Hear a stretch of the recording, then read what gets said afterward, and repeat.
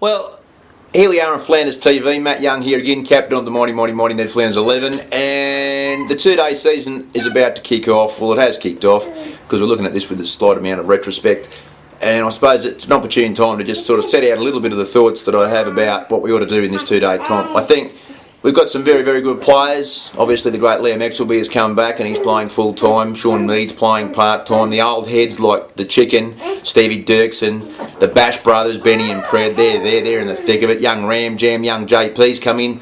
Leaping Leo Yin is making an impact every chance he gets. And, of course, the openers up there, Sneaky and Frankie, are rearing to go every week.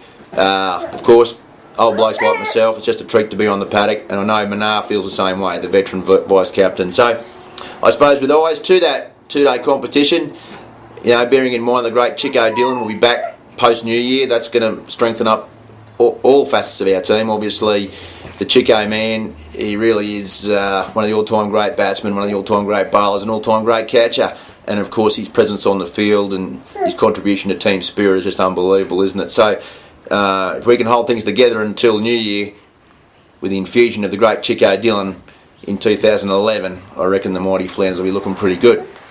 So that sort of brings me to the start of the two-day season. Our first game, we've been drawn against last year's two-day premiers, the Rangers. A pretty tough assignment first up for the mighty men in maroon caps. And out there at Tingalpa, the Flanders lost the toss.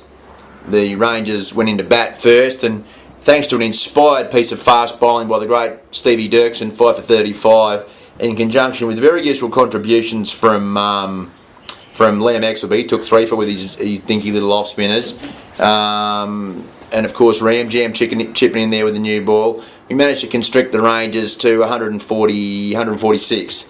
It was tough going for the young defending premiers. They did it tough, and they filled out their overs pretty well. They batted well into the 55th over or so.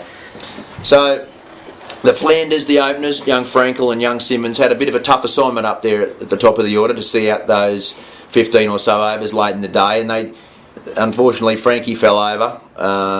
He missed out with the bat for once this season. But Sneaky Pete batted really, really earnestly, along with the great Exelby, who played as the 2-minute innings as I've seen him play for a long time for the men in maroon. At stumps on day one, we were about 2 for 70 odd. Unfortunately, Sneaky Pete getting out LB right on the last ball of the day. A decision that might have gone his way on a different day. So next week we had contributions then from Leaping Leo Yin, who chipped in with a 20 odd. Stevie Dirksen, the ever reliable Stevie Dirksen, got a 30 odd, as did the great Chook McMurtry. Meaty got a 20 odd. Everyone scored some dashing runs late in the order, and we ended up tying things up, declaring it 9 for 215. So a substantial first innings lead. And we had about 50 or so overs to have a dip at trying to get the outright result. Unfortunately, their opener, young Cameron North, played really, really well. Got to give credit where it's due.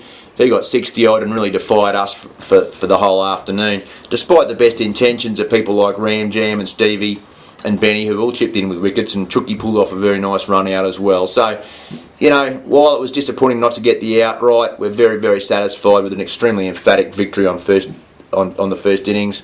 We'll wrap up those points and take them. Thank you very much. The defending premiers put to the sword in the first game of the two-day season.